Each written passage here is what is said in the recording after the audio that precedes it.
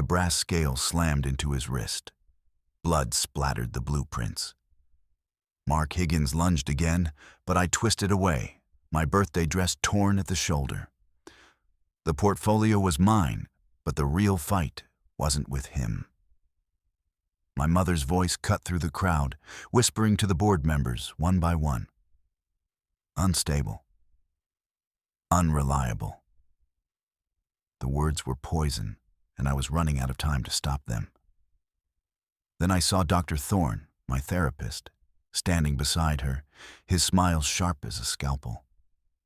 He wasn't here for me. He'd been reporting my sessions all along. The truth hit harder than the scale in my hand. Condensation beaded on the rim of Sarah's flute, the crystal biting into her palm as Mark Higgins loomed. He jabbed a finger toward the blueprints sprawled across the mahogany sideboard, his shadow stretching long and jagged under the flicker of the crystal chandeliers.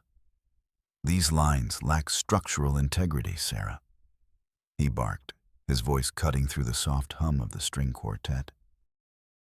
It's a visionary's fever dream, not a viable foundation. You're building castles in the air while the rest of us are dealing with gravity. His breath smelled of expensive scotch and stale peppermint, a cloying combination that made Sarah's stomach tighten. She adjusted her grip on the glass, her knuckles turning a porcelain white. The weight of the biometric briefcase hanging from her shoulder felt like an anchor, its cold metal edge pressing against her hip. The cantilevered wing accounts for the seismic shifts, Mark, she replied, her voice steady, rhythmic, clipped. The math holds, even if your imagination fails to grasp the physics. It's a 40 by 60 floor plate with a 12-degree sway capacity. I've calculated the wind shear at 85 stories. It's precise. It's perfect. Across the ballroom, the air was thick with the scent of lilies and heavy perfume, a floral wall that seemed to press inward.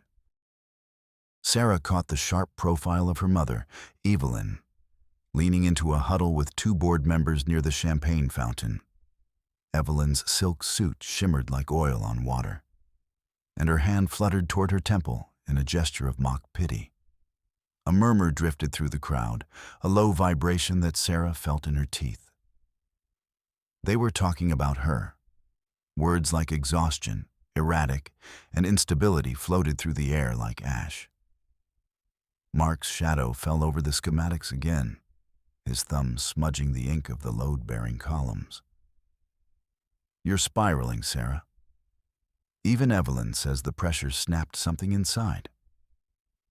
Maybe you should let a steady hand take the lead on the Neo-Tokyo project before the whole thing collapses. Sarah stepped into his space, the silk of her gown rustling like dry leaves against the floor. Don't touch the drawings. Her pulse thrummed against her collarbone, a frantic rhythm she refused to let reach her face. She pulled the blueprints toward her chest, the paper sharp against her skin.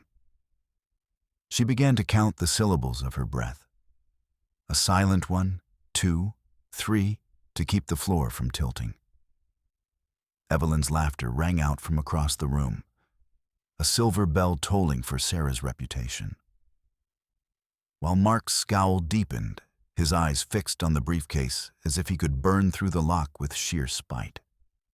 The gala continued to swirl around her, a kaleidoscope of forced smiles and clinking glass. But Sarah felt the perimeter closing in.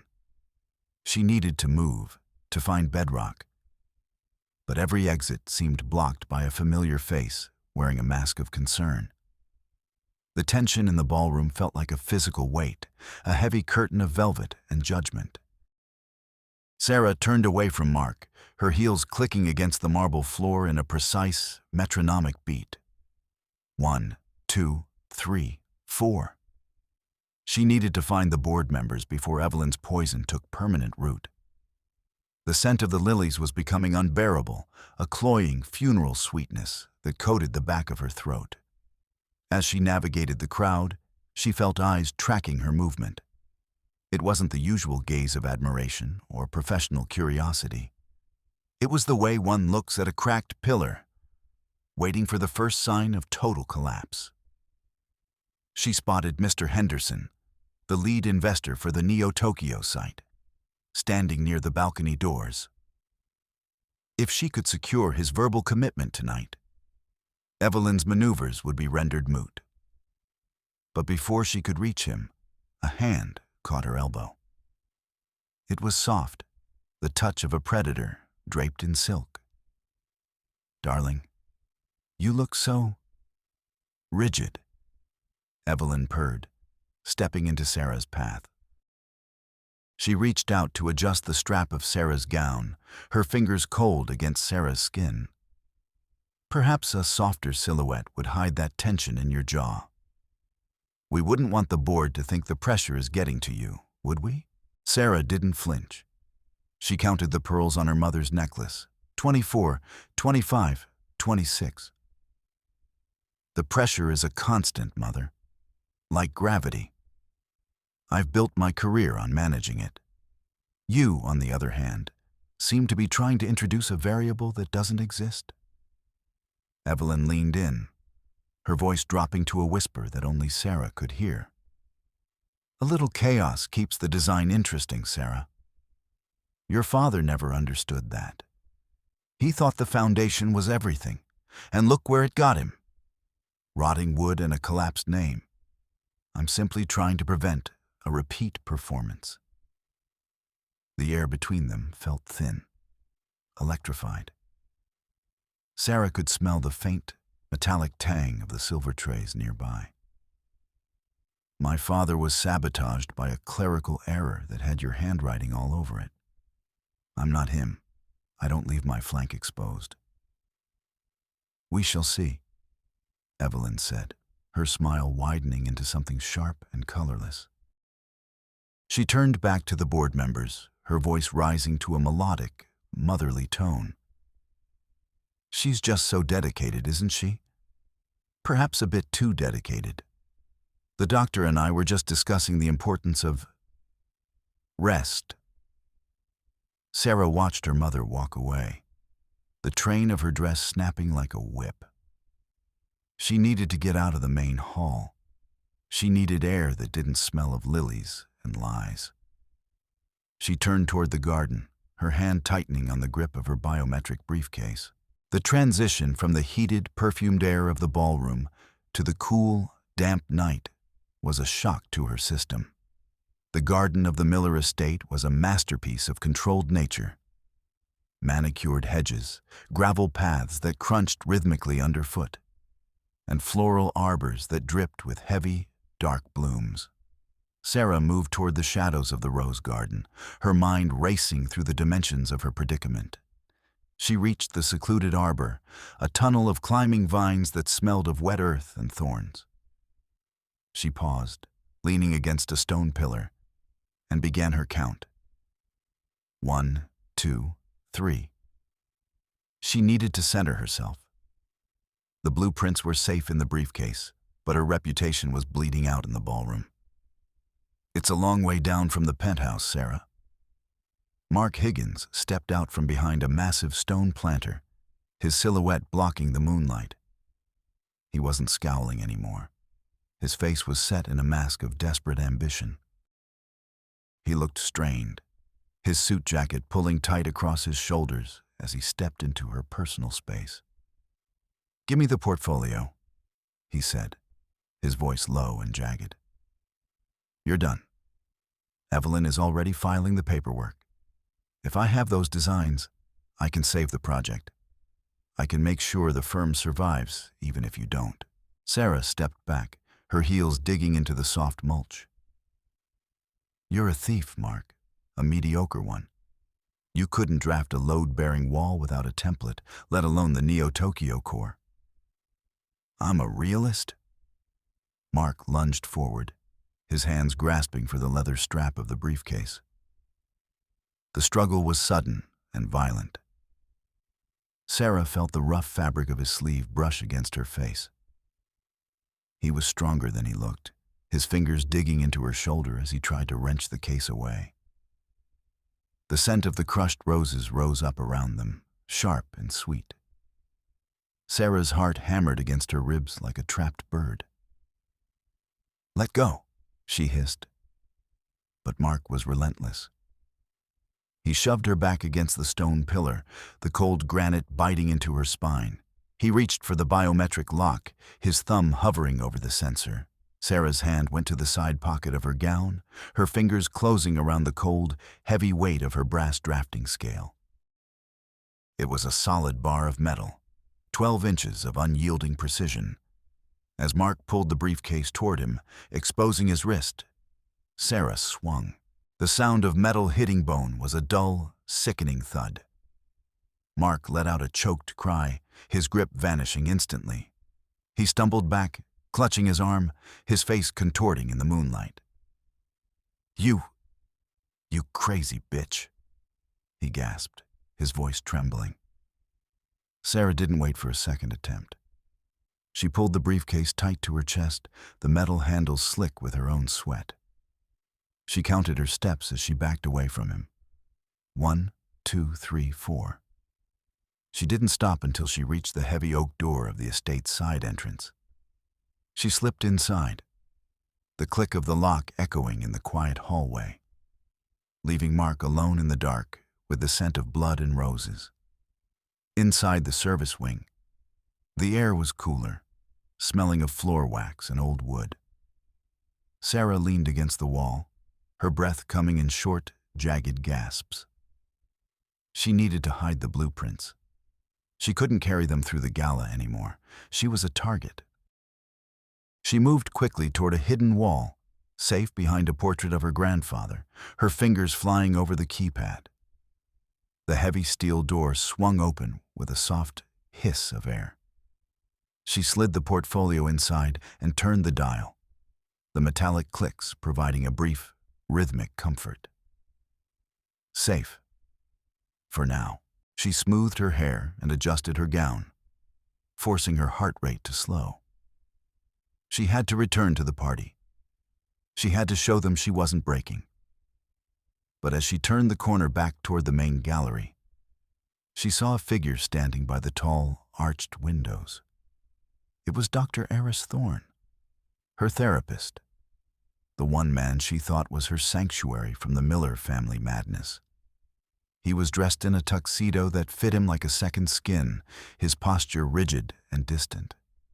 He was humming a low, mournful tune, a sound Sarah recognized from their sessions, though she'd always thought it was a meditative technique. "Dr. Thorne?" she whispered, a flicker of hope rising in her chest. "What are you doing here? I didn't think you attended these kinds of functions." Thorne turned, his eyes cold and clinical behind his spectacles. He didn't smile. He didn't offer the warm, professional greeting she expected. Instead, he looked at her as if she were a specimen under a microscope. "I'm here as a consultant, Sarah," he said, his voice like gravel grinding together. "Your mother was very concerned about your recent episodes. She felt a professional evaluation of your current state was necessary for the board's peace of mind." Sarah felt the floor beneath her feet turn to liquid. "Consultant? You're my doctor. Our sessions are private. There's a legal boundary, Eris."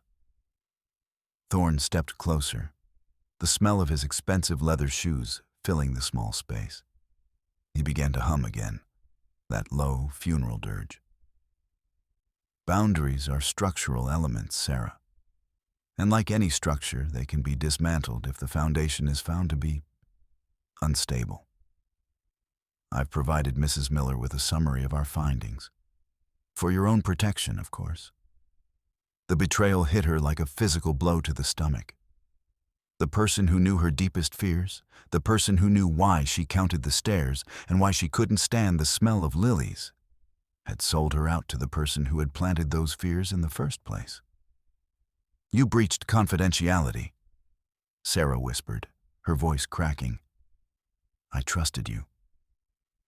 "Trust is a variable I can no longer account for," Thorne replied, checking his watch. The board is waiting in the library. Your mother is ready to begin the toast. I suggest you join us. It would look much better if you appeared cooperative. Sarah watched him walk away, his squeaky shoes echoing in the hall. She was alone. The walls of the estate, the very architecture she had grown up in, felt like they were shrinking, the ceiling lowering inch by inch until the air itself felt recycled and thin. The library was a room of dark mahogany and the stifling scent of old paper. It was a space designed to command silence, with floor-to-ceiling shelves that acted like wooden bars. Evelyn stood by the center table, a crystal decanter of amber liquid in her hand. Beside her stood David, Sarah's fiancé. He looked pale, his eyes darting toward the door as Sarah entered. "There you are, darling," Evelyn said, her voice a soft, melodic purr. "We were just about to celebrate. David, dear, pour Sarah a glass. She looks like she's seen a ghost." David moved with his usual mirrored grace, picking up a glass exactly 3 seconds after Evelyn gestured. "You okay, Sarah?" he asked, his voice rising at the end of the sentence like a question he didn't want the answer to. "I'm fine," Sarah said, her voice sounding hollow to her own ears. She walked to the center of the room, counting the floorboards. 1, 2, 3, 4. "Why are we in here, Mother? The guests are still in the ballroom." "The real celebration is private," Evelyn said, stepping toward the door. "A family matter. We need to discuss the future of the firm and your health." Before Sarah could respond, Evelyn slipped out of the room with a quick, practiced motion. The heavy oak door swung shut with a resounding thud that vibrated through the floor. A second later, the distinct metallic snick of a key turning in the lock echoed through the library. Sarah lunged for the handle. It didn't budge.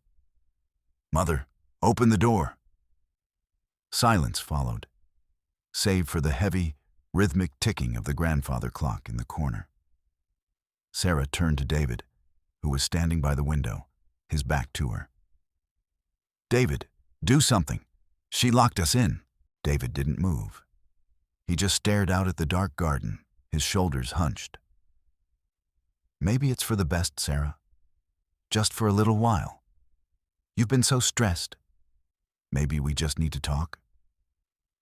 The library felt smaller now, the weight of the dead authors on the shelves pressing in.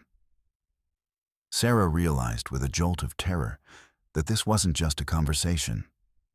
It was a cage. The silence in the library was broken by a heavy, rhythmic sound from the hallway. A steady tap, tap, tap, tap against the wood of the door. Sarah froze. She knew that sound. It was the counting in of Miller, her mother's head of security. "Sarah Miller," a deep, gravelly voice rumbled from the other side of the door. "Mrs. Miller requires your mobile devices. Please slide them under the door. It's for the integrity of the evening." Sarah backed away from the entrance, her hand instinctively clutching the phone in her gown's pocket. "I'm not giving you anything, Miller. Tell my mother to open this door right now." "That isn't an option," the voice replied. There was a heavy thud, the sound of a shoulder hitting the oak. The door groaned but held. "We can do this the easy way, or we can wait until the press arrives, let them see you having an episode through the glass." Sarah turned to David, her eyes wide. "David, help me. We can break the window. We can get to the service tunnels." David finally turned around, but he didn't move toward her. He looked at her with a terrifying sort of pity. "Sarah, look at yourself. You're talking about tunnels and conspiracies. This is what your mother was talking about. You're not well."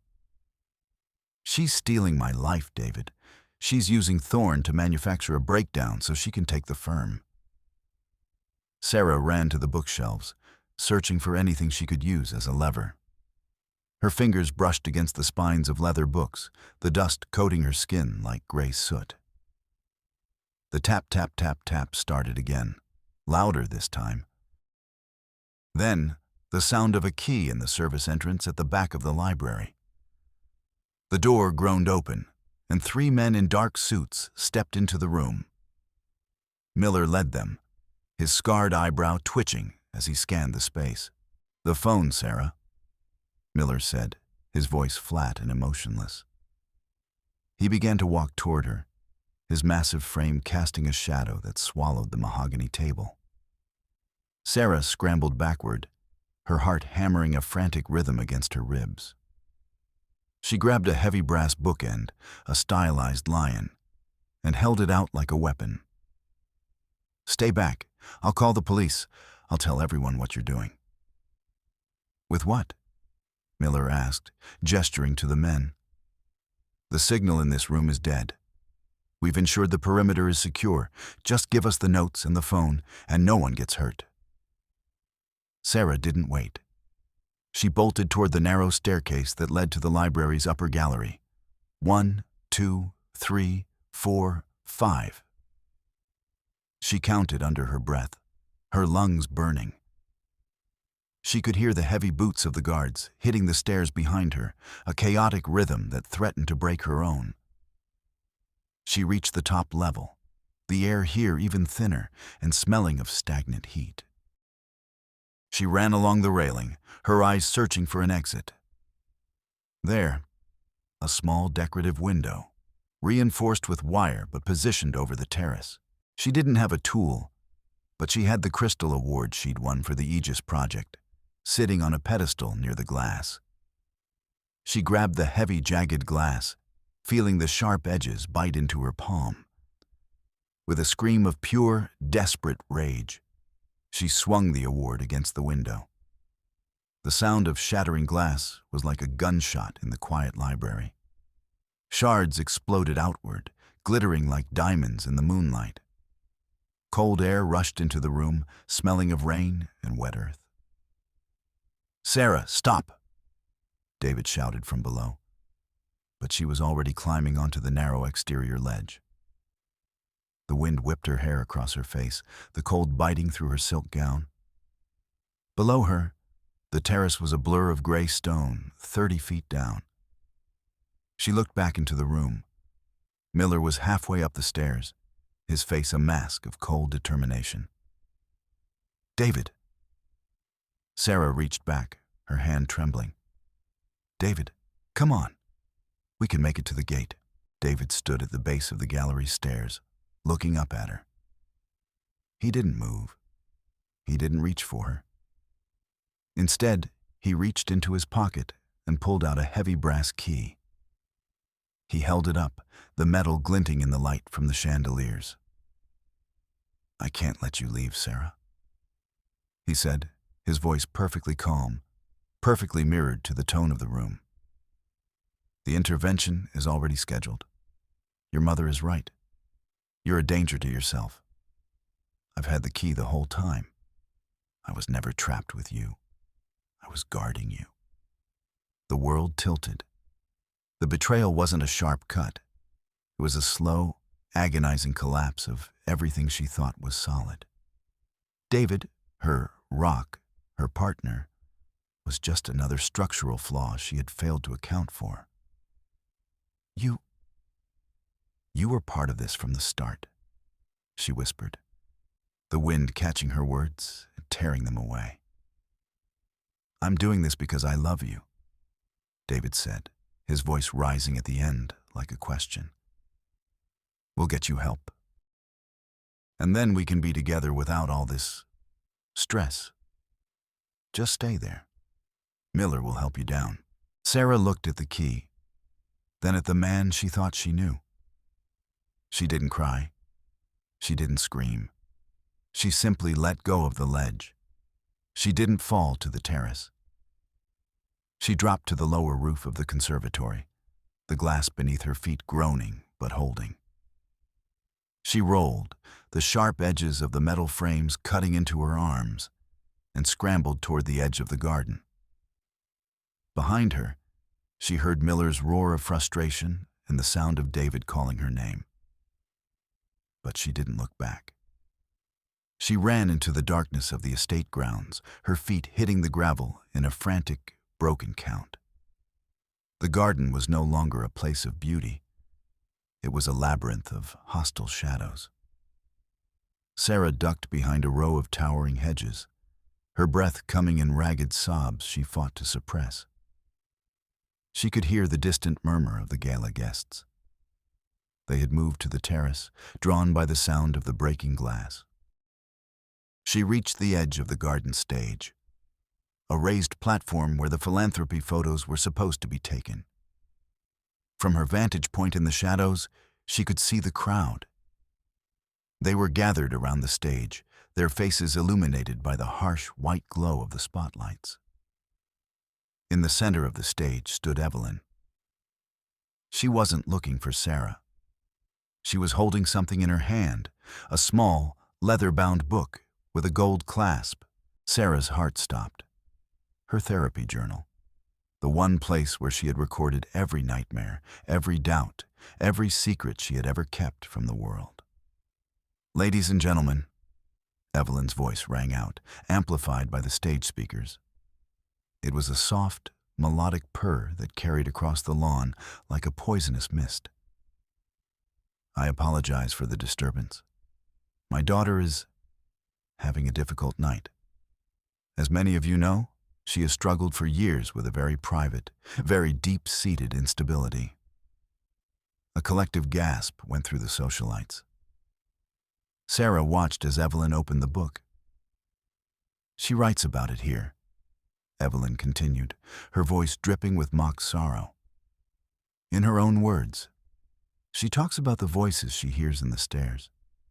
She talks about her fear that the world is made of glass, waiting to shatter. She talks about how she sabotaged her own father's firm because she couldn't handle the pressure." "No," Sarah whispered into the dark. "That's not true. I never wrote that." But Evelyn was already reading. She read the most intimate, painful parts of Sarah's soul, twisting the words until they sounded like the confessions of a madwoman. The guests watched in a horrified, rapt silence. Sarah saw Mr. Henderson shake his head, turning away from the stage. Her career, her reputation, her very identity was being dismantled in front of an audience, piece by piece, word by word. Sarah needed to move. She needed to stop her. She turned toward the pool house, the only building left that might have a way out or a way back in. The pool house was a sterile white box of tile and chrome, the air inside kept at a shivering 55 degrees. Sarah's fingers were numb as she fumbled through the maintenance cabinets. She needed a weapon, a tool, anything. Her hand hit a cold, metallic ring, a set of master keys, labeled "Property of the Estate." She gripped them tight, the metal biting into her palm. She had the keys to every door, every gate, every secret entrance.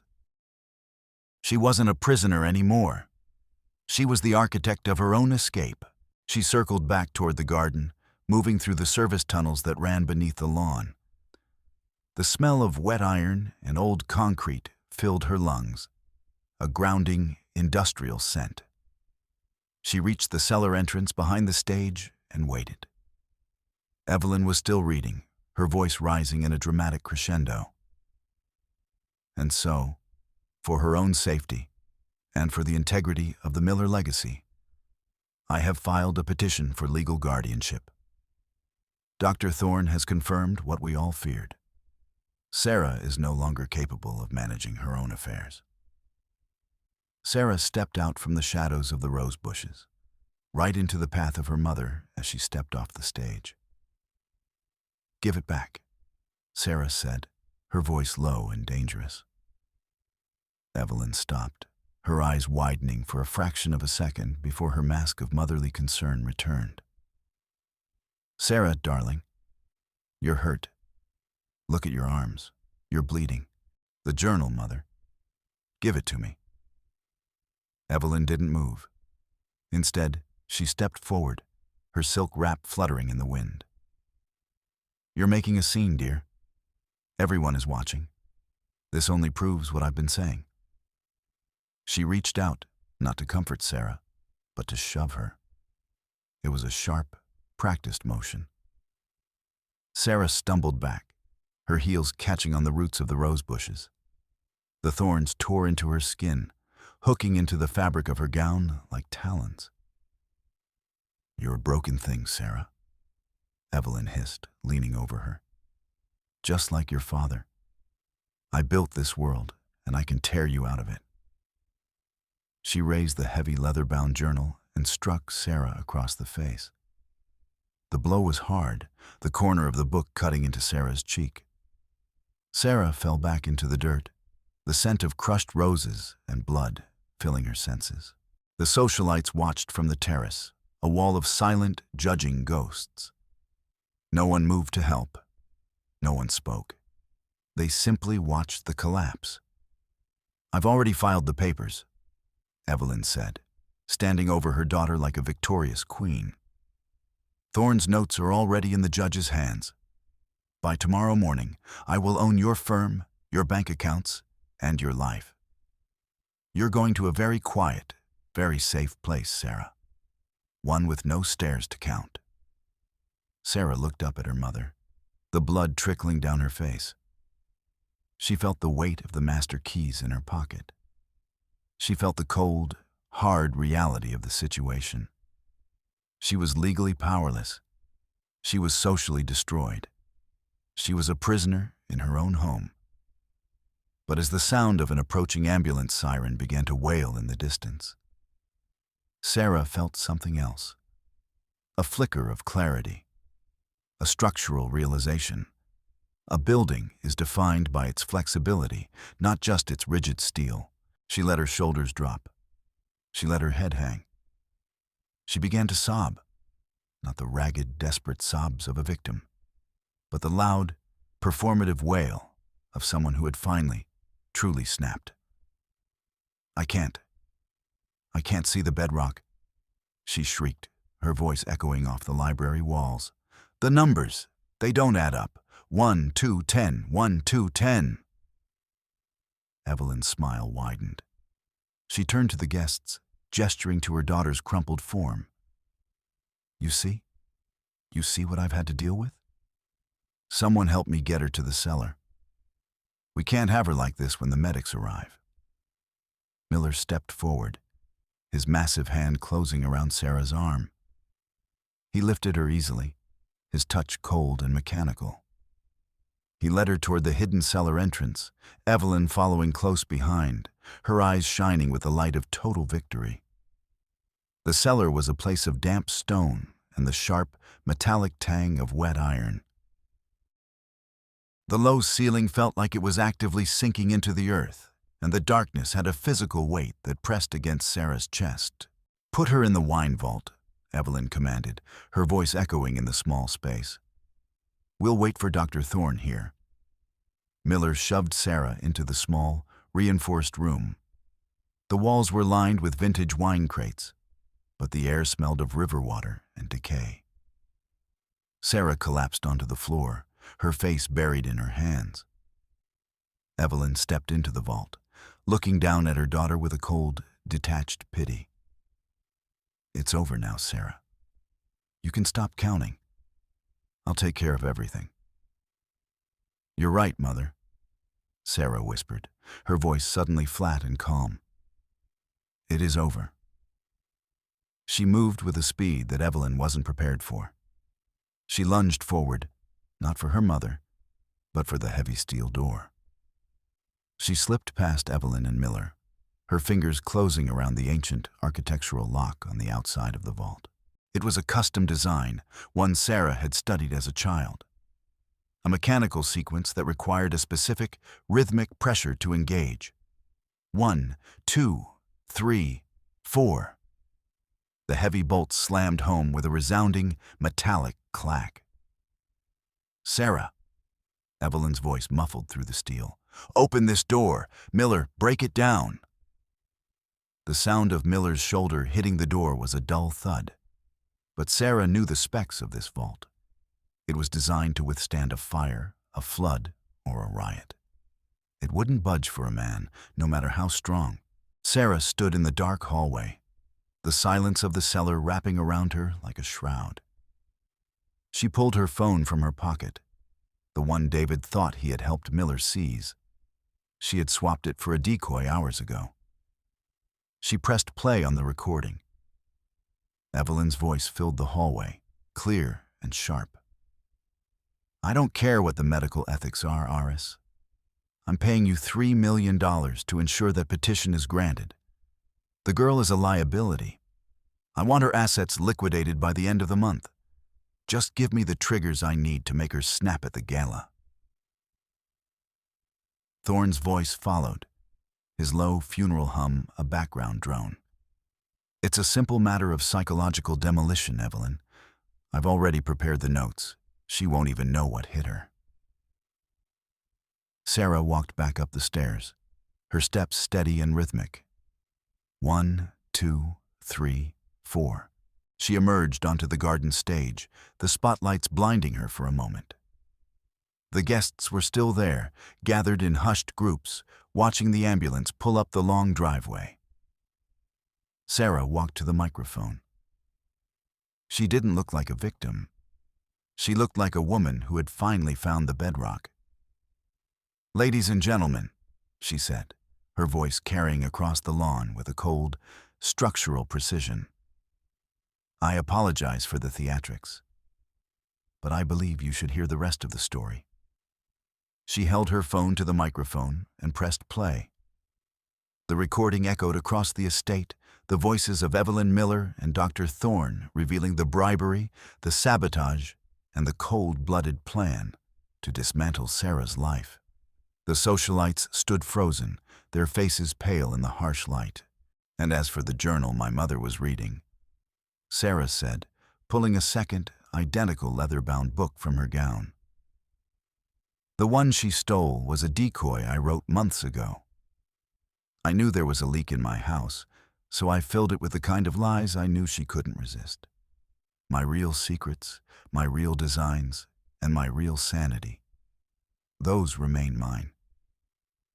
She looked out at the crowd, her eyes finding David. He looked like a man who had just seen his entire future collapse into a sinkhole. "The gala is over," Sarah said.